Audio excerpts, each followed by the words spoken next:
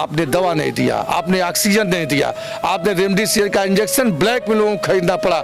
लोग चौराहे पर, एक भाई अगर जो किसी का गार्जियन भर्ती है तो एक भाई गीडा में होता था, सुन लीजिए हमारी बात को, एक भाई गीडा में होता था, एक भाई अस्पताल के बाहर खड़ा होता था, एक भाई रेमडेसिविर इंजेक्शन के लिए लाइन लगाता था, और उसके बाद जान गई तो उनको कफन नहीं मिल पाया। सपा ने आपको टिकट नहीं दिया तो क्या आप पार्टी बदलेंगे इस बार, या आप अपनी ही पार्टी के साथ में रहें? तो पहले तो आप भाजपा के नहीं।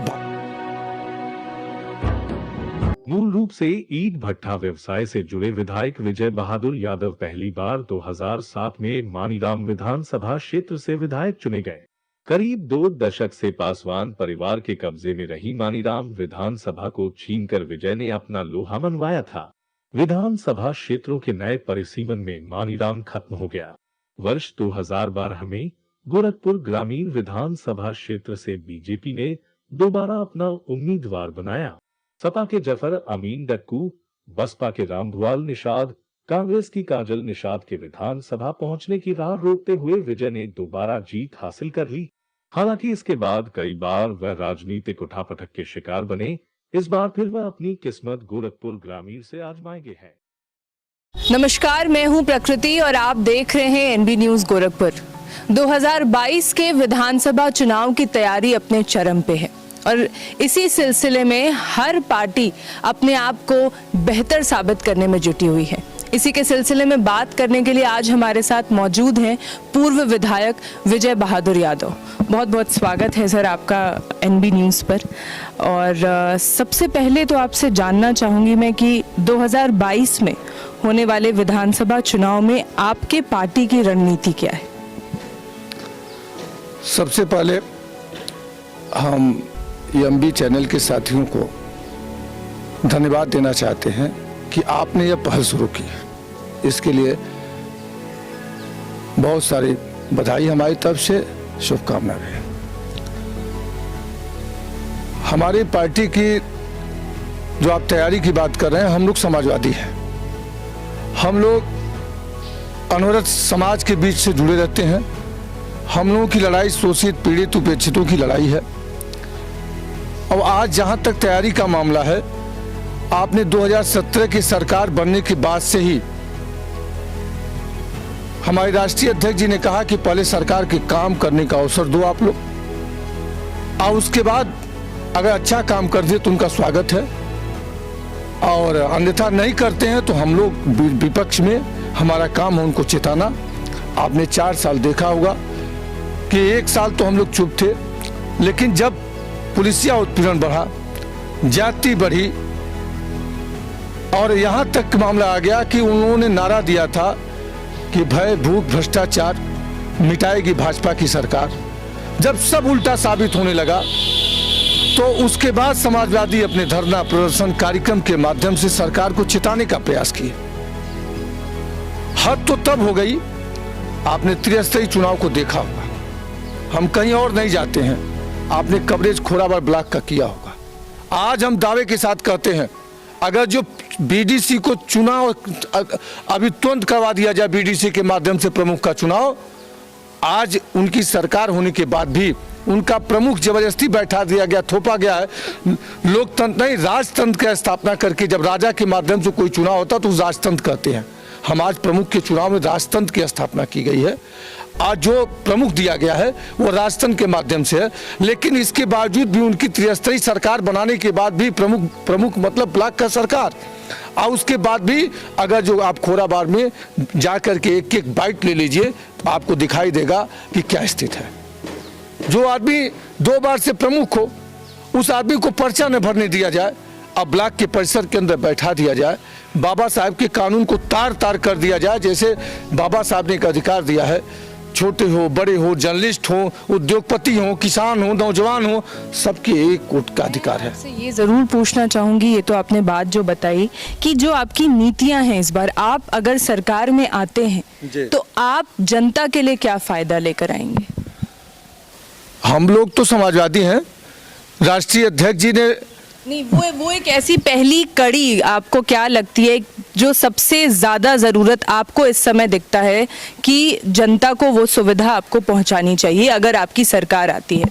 हमारी सरकार आएगी तो हम लोग सबसे पहले शिक्षा पर काम करेंगे। प्राथमिक शिक्षा आज के समय में एकदम ध्वस्त है, चरमरा गई है। आज जो जरूरत थी बच्चों को, अगर यह सरकार जानती थी कि कोरोना का काल में 2 साल विद्यालयों को बंद रखना पड़ा, तो उसमें सरकार चाहती तो विस्टा जैसे प्रोजेक्ट को रोक करके सबसे पहले टैबलेट बच्चों के हाथ में देती। ऐसे बच्चे जिनको मिड डे मील के भोजन तक की व्यवस्था करवाई जाती है, आप उन बच्चों से उम्मीद कर सकते हैं कि उनके पास स्मार्टफोन होंगे, उनके पास टैबलेट होंगे। आज बताइए सरकार को इस पर पहल करनी चाहिए कि नहीं चाहिए? अगर आज समाजवादी होते तो उनके हाथ में टैबलेट होता और उनके घर जो शिक्षा मिलनी चाहिए थी ऑनलाइन, वो शिक्षा मिलती। आज स्थिति है कि बच्चों के घर में भोजन भेज दीजिए। क्या इससे देश का विकास होगा? अगर व्यक्ति शिक्षित नहीं होगा तो उसके विकास की कण के रास्ते। मतलब आपका सबसे पहला मुद्दा, आप चाहते हैं कि शिक्षा आपका सबसे पहला मुद्दा होगा अगर आप सरकार में आते हैं तो। आपसे मेरा दूसरा प्रश्न ये है कि इस बार समाजवादी पार्टी अन्य दलों से वापस से कोई गठबंधन करेगी या अकेले ही लड़ेगी? देखिए, गठबंधन का सवाल और ये सब सारी चीज़ें राष्ट्रीय अध्यक्ष जी ऊपर डिपेंड है। हम लोग जिले की राजनीति करते हैं। पर आप ही से तो सब कुछ बनना है, आप ही से तो सब कुछ बनना है, आपको ज़रूर पता होगा इस बार। नहीं, यह राय राष्ट्रीय अध्यक्ष जी अगर कहीं हम लोगों से कुछ मांगते हैं, जिले से मांगते हैं, तो अपने विचार को हम लोग व्यक्त करते हैं। लेकिन यह सारा अधिकार राष्ट्रीय अध्यक्ष जी के पास है कि गठबंधन किससे करना है, किससे नहीं करना है और कहाँ क्या जरूरी है।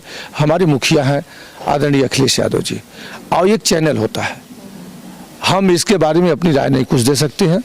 हम स्थानीय स्तर पर जो आज मुख्यमंत्री के शहर में आपने देखा होगा कि हमारे घर तक आने में स्थित क्या है, बगल ये सवाल पे मैं आने ही वाली थी और आपने चर्चा भी कर दी। आपसे ये बिल्कुल जानना चाहूंगी कि आप भी 10 साल विधायक रहे हैं और जिस तरीके से जल भराव हो रहा है देश में, या अपने शहर की हम बात करें, मैं आपके यहाँ पे भी आ रही थी तो पूरा वाटर लॉगिंग था। तो आखिर आप लोगों के तरफ से भी किसी तरीके का कोई आंदोलन नहीं है, आपकी पार्टी की तरफ से भी कोई आंदोलन नहीं है? और अगर आप लोगों के समय की बात की जाए, 10 साल आप भी विधायक थे, आपने उस कार्यकाल में क्या किया? इस क्षेत्र से हम 5 साल विधायक थे। आपको हम बताना चाहते हैं कि बहुत सारे ऐसे प्रोजेक्ट थे जो स्टार्ट किए गए और पूरे भी हुए। जैसे आपने देखा होगा कि तरकुलानी रेगुलेटर 2016 का प्रोजेक्ट है, लेकिन यह सरकार आने के बाद उस प्रोजेक्ट को 41 करोड़ रुपए का प्रोजेक्ट था, उसको ये 100 करोड़ रुपया कर दिया। 100 करोड़ होने के बाद मुख्यमंत्री का भाषण तरकुलानी रेगुलेटर के संबंध में बेलवार के इंटर कॉलेज के प्रांगण में दिया गया भाषण, आपके पास रिकॉर्ड होगा, उसको आप देख लीजिएगा। उन्होंने कहा कि तरकुलानी रेगुलेटर जब चलेगा तो 1 घंटे में रामगढ़ ताल भी खाली हो सकता है। आज जाके वहाँ किसानों से पूछिए, उसमें इतना बड़ा भ्रष्टाचार है कि आज पानी जस का तस पड़ा हुआ है। वहाँ 100 करोड़ रुपए का प्रोजेक्ट वह लगा दिया गया, चालू कर दिया गया, स्टार्ट कर दिया गया समाजवादी पार्टी के सरकार के समय का। लेकिन स्थिति है बद से बदतर बनी हुई है और जितने धान लगे थे और सब के सब गल गए और आज भी लोग इंटरलॉगिंग के पानी की लॉगिंग की समस्या से जूझ रहे हैं। यह स्थिति है। आज कहीं न कहीं अगर जो रेगुलेटर चलता तो साइफन खुल जाता। एक पानी रामगढ़ ताल में जो साइफन लगा, आपकी नीति क्या होगी अगर आप चाहें कि गोरखपुर शहर की हम बात करते हैं, अगर हम आपसे पूछना चाहें कि आपकी नीति क्या होगी कि शहर में जल भराव ना हो, तो आप क्या बताना चाहेंगे इस बारे में? देखिए, शहर में जल भराव न हो, इसी भी सब हम बोल रहे थे। अगर जो रेगुलेटर सही होता तो पानी का लेवल डाउन होता, पंप भी नहीं चलाना पड़ता, इस क्षेत्र का काफी कुछ पानी नाले के द्वारा निकल जाता। आज स्थित है कि उधर वहाँ के लेवल उठा हुआ है और यहाँ का लेवल नीचे है, जिसकी वजह से पानी नहीं निकल पा रहा है। और कहीं न कहीं माननीय मुख्यमंत्री जी की नीति, यहाँ काम जो है 5 साल के बीच में एक नाला नहीं दिखाई दे रहा है। 5 साल के बीच में कोई ऐसा प्रोजेक्ट नहीं दिखाई दे रहा है कि भरवलिया, पथरा, मोही, सुगरपुर, महेवा, इन क्षेत्रों का जल निकासी के लिए एक नाला नहीं बन पाया, एक काम नहीं हुआ। जब हमारी सरकार थी, आप महेवा जो पंप हाउस लगा हुआ है, आप जाके वहाँ से बर्जन लोगों से ले सकते हैं। हमने 40 लाख रुपया दिलवा करके और महीसुधर से लेकर के अब महेवा कटनिया तक पंप हाउस तक नाला दिया था, वह नाला काम कर रहा है। अनवरत काम करना पड़ेगा इसके लिए।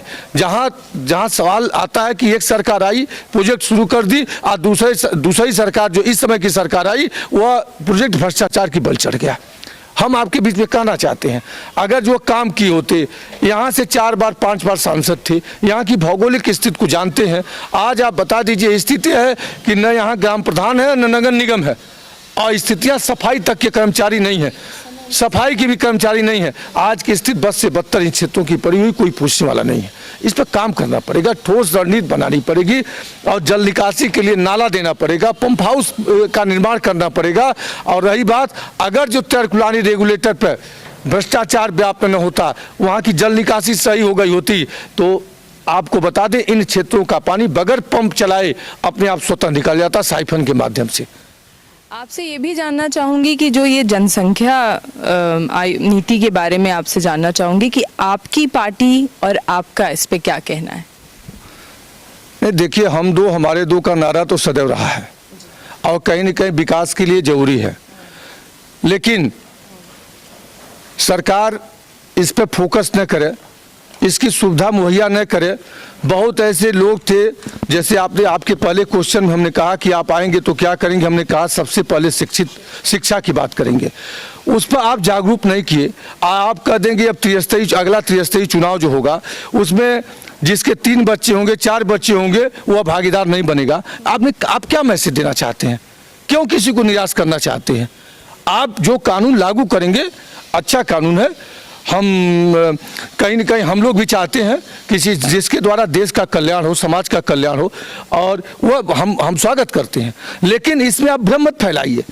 आपने शिक्षा दिया नहीं, लोगों को जागरूक किया नहीं, आप कह दें कि नहीं अब जिसके पास 3 बच्चे हैं अगले चुनाव से वहाँ बैन लग जाएगा त्रिस्तरीय चुनाव में। इसका हम विरोध करते हैं। ये चीज़ें नहीं होनी चाहिए। हम स्वागत करते हैं इस चीज़ का कि हमारे दो पे आप आ रहे हैं। जो लोग, हम तो कहते हैं कि जो लोग पहले घोषित कर दें शादी के पहले कि हम जो है बच्चा नहीं रखना चाहते हैं, उनको आप पुरस्कृत करें, उनके लिए अलग से रिजर्वेशन की व्यवस्था दें, उनके लिए ट्रेन में एक विशेष व्यवस्था दें, फ्लाइट में विशेष व्यवस्था दें। हम उसका स्वागत करते हैं, लेकिन किसी को हताश और निराश मत करिए। दोष उस व्यक्ति का नहीं है। आपके कहने का है कि जिनके पहले से 2 या 4 बच्चे हैं उनके लिए ऐसा कोई नियम नहीं लागू? हाँ, इसका हम विरोध करते हैं। आने वाली जिस दिन से आप यह नियम पारित करेंगे, उसके बाद से जो भी कदम आप उठाते हैं उसका हम स्वागत करते हैं। वहाँ से रोक लगती है, हम स्वागत करते हैं। ये कहीं न कहीं हम भी मानते हैं कि इस देश के विकास के लिए आवश्यक है, लेकिन कानून बनना चाहिए तो किसी को टारगेट करके नहीं बनना चाहिए। कानून बनना चाहिए तो सब समाज के लिए बनना चाहिए, और सबका ध्यान दे के बनना चाहिए। आरक्षण लागू हुआ था तो क्यों लागू हुआ था? इसीलिए ना कि जो लोग दाबे गए थे, दबाए गए थे, जो लोग जमींदार नहीं थे, जो लोग कहीं न कहीं कर्मचारी थे, पल्लेदारी किए, उन लोगों को बराबरी के लिए यह बाबा साहब ने अधिकार दिया था, कमेटी ने अधिकार दिया था, और आज भी है। हम वैसे ही कर रहे हैं कि आप कानून लाइए, उसका स्वागत है, लेकिन कानून से नुकसान क्या हो सकता है, किसी का हक क्यों मरेगा, इस पर भी आपका ध्यान होना चाहिए। बिल्कुल, ऐसा माना जा रहा है कि इस बार ग्रामीण इलाकों से योगी जी की लड़ने की आशंका है, तो आप क्या उनसे सामने मुकाबला करेंगे या पार्टी वापस से बदलेंगे? देखिए, हम समाजवादी हैं और हम तो चाहते हैं कि कोई आवे, हमको क्या फर्क पड़ता। हम समाजवादी कार्यकर्ता हैं और राष्ट्रीय अध्यक्ष जी का निर्देश होगा कि आप ही को लड़ना है तो हम चुनाव लड़ेंगे। हमारे मुखिया तो आदरणीय राष्ट्रीय अध्यक्ष आदरणीय अखिलेश यादव जी हैं, और रही बात सामने कौन होता है, हम अपने मुद्दों के साथ होंगे, और सामने आने वाला व्यक्ति कौन है हम इसकी परवाह नहीं कभी करते हैं। आप पहले से भाजपा, एक बार आप पहले भाजपा के सदस्य थे, अगर उस सिलसिले में बात की जाए कि अगर सपा ने आपको टिकट नहीं दिया तो क्या आप पार्टी बदलेंगे इस बार, या आप अपनी ही पार्टी के साथ में रहेंगे? हम माननीय राष्ट्रीय अध्यक्ष जी से कहे हैं कि जिसको आप उचित समझते हो उसको चुनाव लड़ा सकते हैं। विजय बहादुर यादव समाजवादी हैं, समाजवादी रहेंगे। चुनाव नेता के लिए चुनाव महत्वपूर्ण नहीं होता है, नेता के लिए आम जनता की समस्या प्लेटफॉर्म रखना महत्वपूर्ण है। समाजवादी सरकार बनेगी, इससे बड़ी बात क्या हो सकती है हमारे लिए। और टिकट का मामला कहाँ आता है? टिकट जब आप किसी पार्टी के नीति रीति से जुड़े हों और उससे आप प्रभावित हो, वहाँ टिकट आड़े हाथ आता तो नेता नहीं है। अगर टिकट के लिए दल छोड़ता है तो इसके बारे में सोचा नहीं जा सकता है। नहीं, क्योंकि पहले ऐसा हुआ है। पहले हाँ, कब हुआ है? कब हुआ? हमारे साथ तो कभी ऐसी बात नहीं आई है। आप पहले थे भाजपा के सदस्य ही, तो पहले तो आप भाजपा के ही सदस्य। नहीं, भाजपा के सदस्य थे, लेकिन सदन में जिसको आज हम नेता मानते हैं, सदन में उनके काम, उनके व्यवहार को देख करके हम प्रभावित होकर के, हम टिकट का मामला उस समय नहीं था। भारतीय जनता पार्टी के लोगों ने कहा कि जहाँ से चाहिए वहाँ से टिकट हम देंगे, यहाँ से नहीं तो 24 देंगे। लेकिन हमने कहा नहीं, हम आदरणीय अखिलेश यादव से प्रभावित हैं, उनके कामों से प्रभावित हैं, उनके व्यक्तित्व से प्रभावित हैं, और एक पढ़ा लिखा विजन का मुख्यमंत्री हमारा आदरणीय अखिलेश यादव हैं, इसलिए हम प्रभावित हैं, इसलिए हमने सपा ज्वाइन किया है। पेट्रोल का दाम जिस तरीके से बढ़ रहा है, उस पर आप क्या कहना चाहेंगे? देखिए, यह सरकार हर मुद्दे पर विफल है।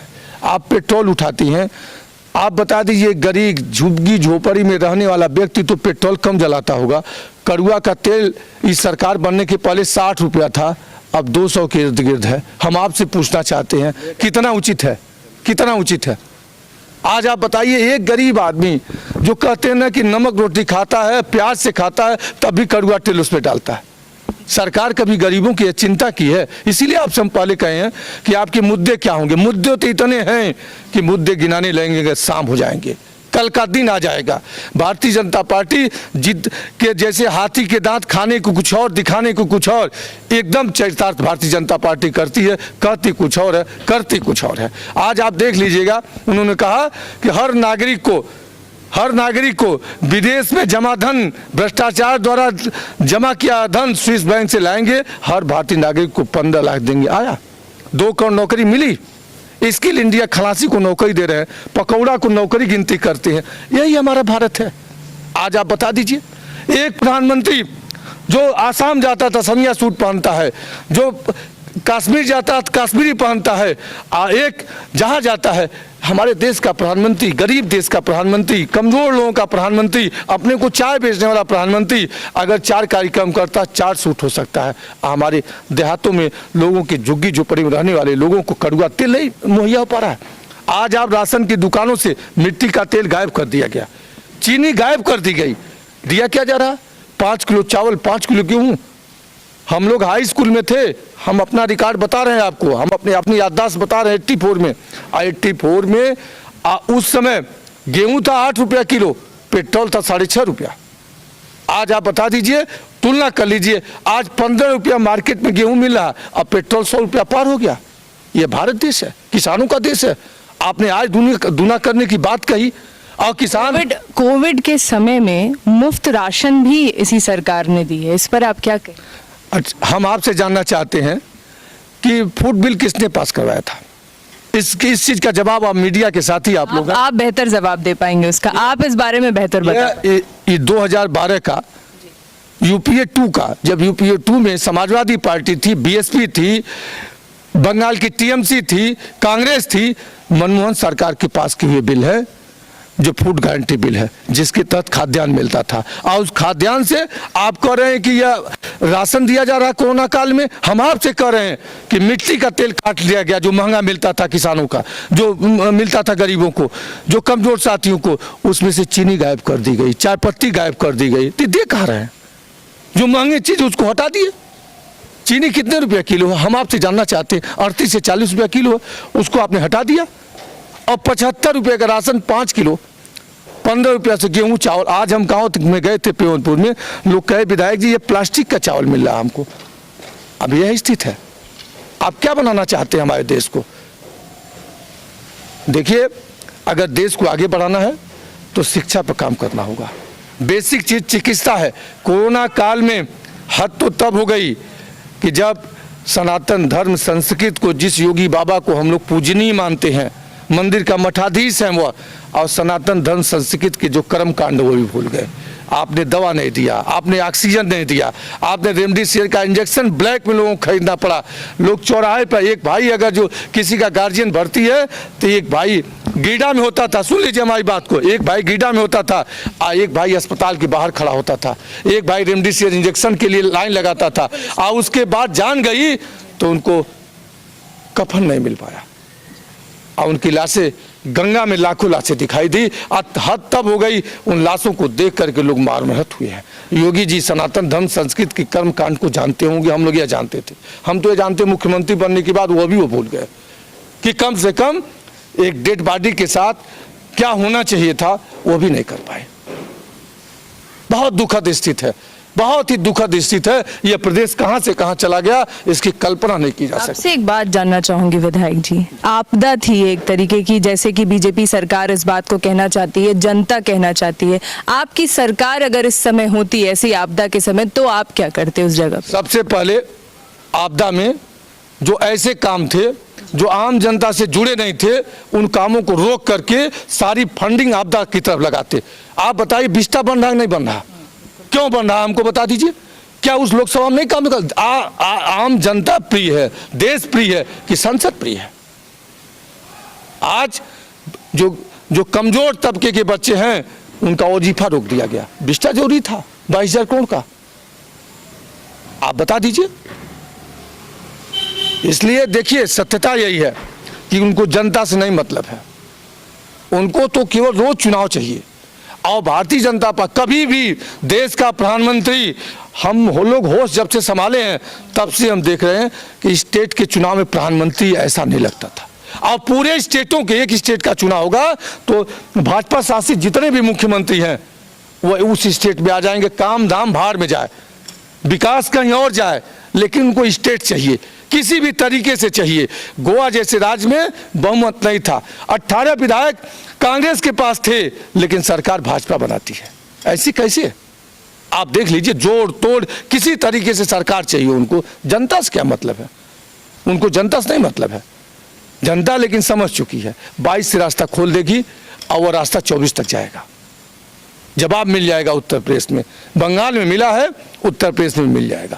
आपने जैसा बोला विधायक जी कि उस समय जिस समय आपदा का इस उतनी बुरी स्थिति थी और सिलेंडर्स की मांग जहां 10 सिलेंडर सप्लाई कराने वहां 100 गुना ज़्यादा की डिमांड हो गई अचानक से, वैसी स्थिति में आखिर कोई क्या कर सकता था, ये मैं आपसे जानना चाहूँ।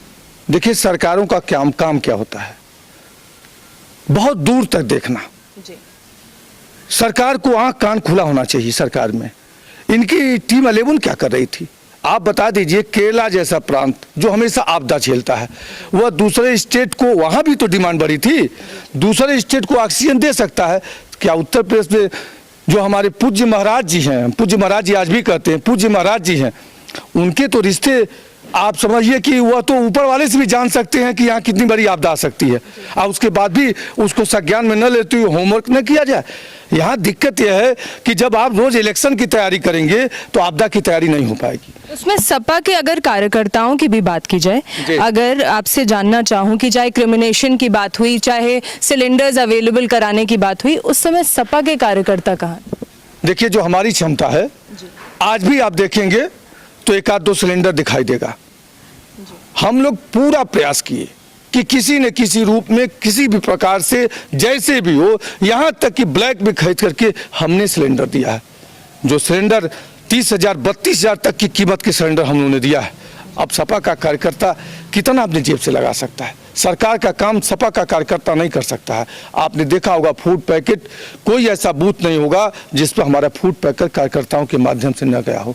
हम लोग समाजवादी हैं, ऐसा नहीं कि हमारा कार्यकर्ता कहीं चुप बैठा था। सेक्टर और बूथ हमारा सदैव एक्टिव था और रेगुलर वह काम किया है।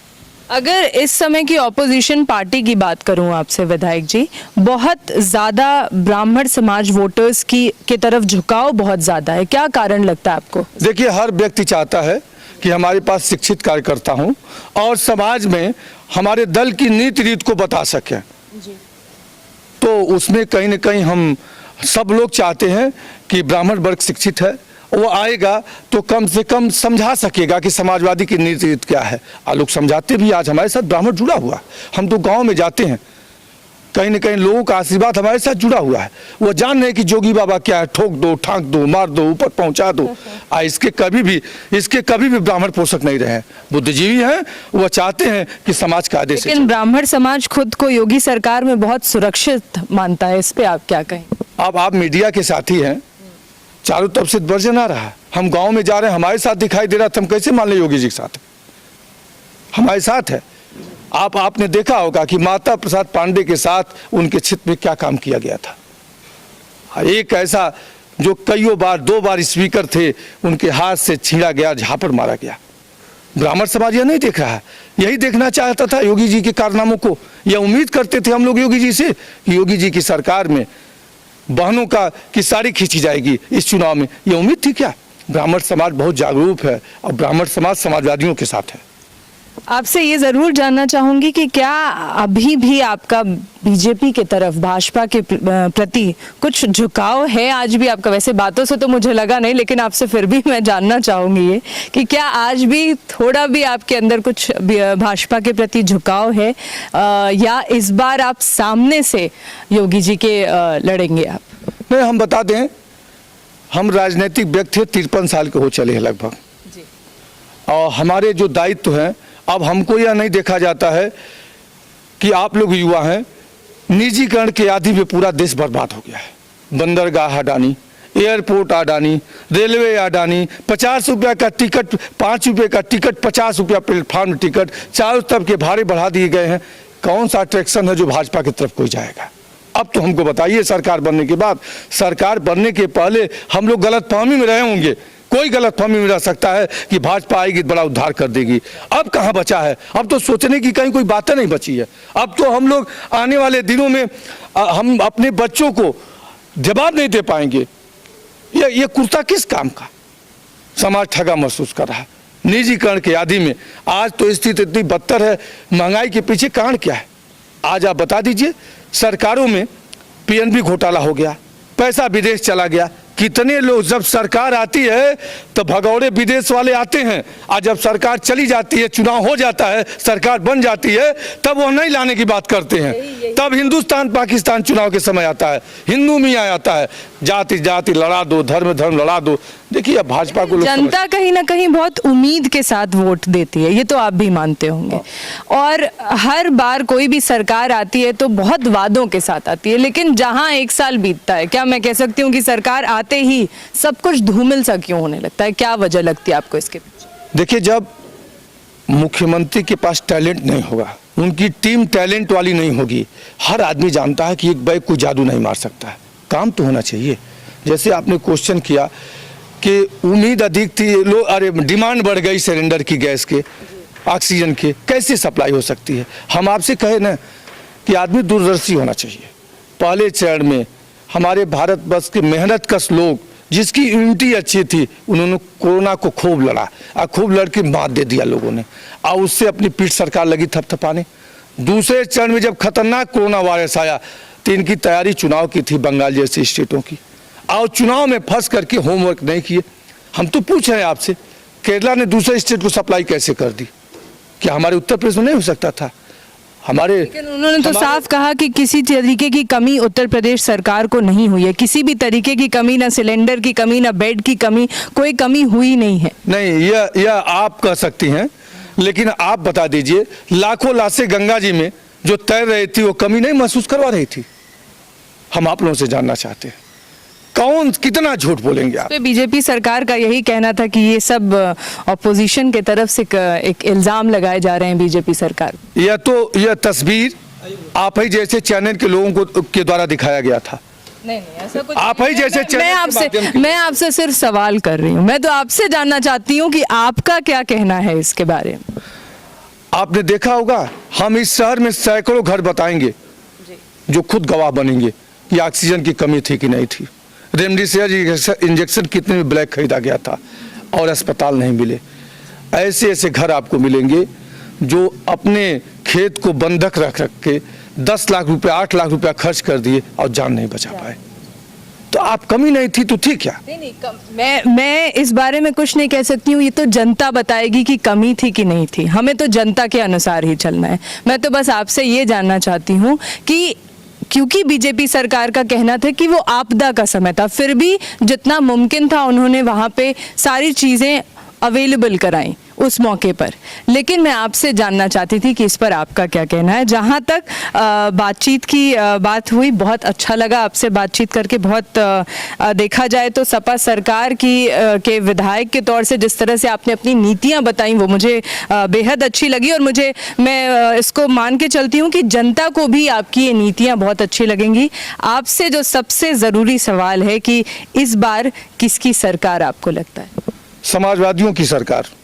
अब कब बचेगा समय? क्या देश अगर जो प्रदेश को विकास के रास्ते पर ले जाना है तो एक ऐसा मुख्यमंत्री चाहिए जो 6 लेन की सड़क 302 किलोमीटर की 22 महीने में दे सकता है। और उसी मुख्यमंत्री का प्रोजेक्ट 5 साल का दिन बीत गया, पूर्वांचल एक्सप्रेस हाईवे अब तक क्यों नहीं बना? हमारा जवाब है, हमारा जवाब उस सरकार से कि क्यों नहीं बना। आप बता दीजिए इस गोरखपुर कमिश्नरी को 4 लेन से जोड़ने वाली जो सरकार थी समाजवादी थी। गोरखपुर देवरिया, गोरखपुर महाराजगंज, गोरखपुर कालेसर, यहाँ इंसेफ्लाइटिस का बड़ा वार्ड दिया। यहाँ टेक्निकल डिग्री कॉलेज था, वह यूनिवर्सिटी बना दिया गया। पढ़ो बेटिया बढ़ो बेटिया, कन्या विद्याधन 20 रुपया समाजवादी पार्टी के, 20,000 रुपया समाजवादी पार्टी की सरकार ने बच्चियों को दिया, लैपटॉप दिया। अब क्या देखना चाहते हैं समाजवादी को? विजन बेहतर, एक ऐसा मुख्यमंत्री जिस पर चेहरे पर मुस्कान हो, वही मुख्यमंत्री, वही व्यक्ति पूर्व मुख्यमंत्री आदरणीय अखिलेश यादव जो राष्ट्रीय अध्यक्ष है समाजवादी पार्टी के, जो अपने चेहरे पर मुस्कान दिखा सकते हैं, वही जनता के चेहरे पर मुस्कान दिखा सकते हैं। ये ठोक दो, मार दो, काट दो, न्यायप्रिय मुख्यमंत्री होना चाहिए। चलिए, बहुत बहुत धन्यवाद आपको। और हमारे साथ आज खास बातचीत कर रहे थे विजय बहादुर यादव, जिन्होंने बताया कि उनकी क्या नीतियां हैं, आने वाले विधानसभा चुनाव 2022 की उनकी तैयारियां क्या हैं। आपने सुना खास बातचीत विजय बहादुर यादव जी के साथ। हमारे साथ इसी तरह से बने रहिए और देखते रहिए NB न्यूज़ गोरखपुर।